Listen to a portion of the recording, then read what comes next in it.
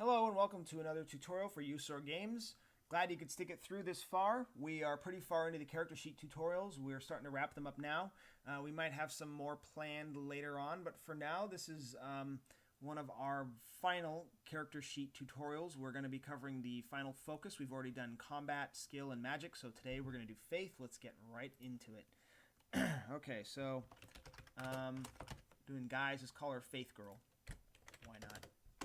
All right, 16,800 minimum character points. Of course, the primary focus will be faith, and again, the secondary focus, we don't really care about that right now. Let's call it skill. And let's get into the attributes. Now, I see faith focused characters.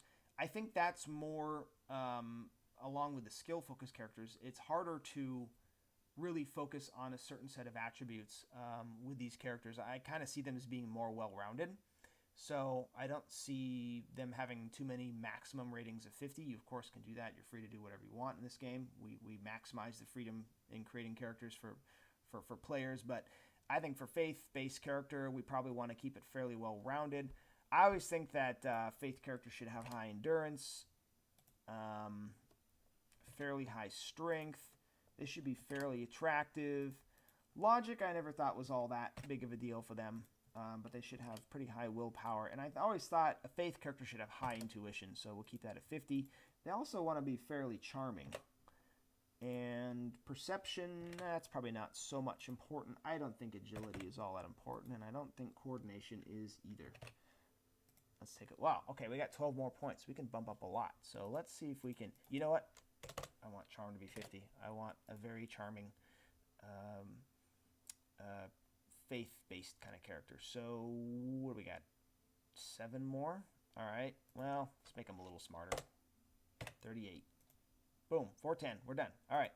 So we'll just go and let's just go right down the row. Average. Whatever. We don't care. Not terribly important at this point. And let's give them a little higher willpower. And you know what? I want to have a fairly high intuition too. Make my girl a little unperceptive there, and then let's give her some charm, and then luck. So they're not so lucky at the beginning. Okay, we have almost 4,000 character points remaining. That's fine. That's good.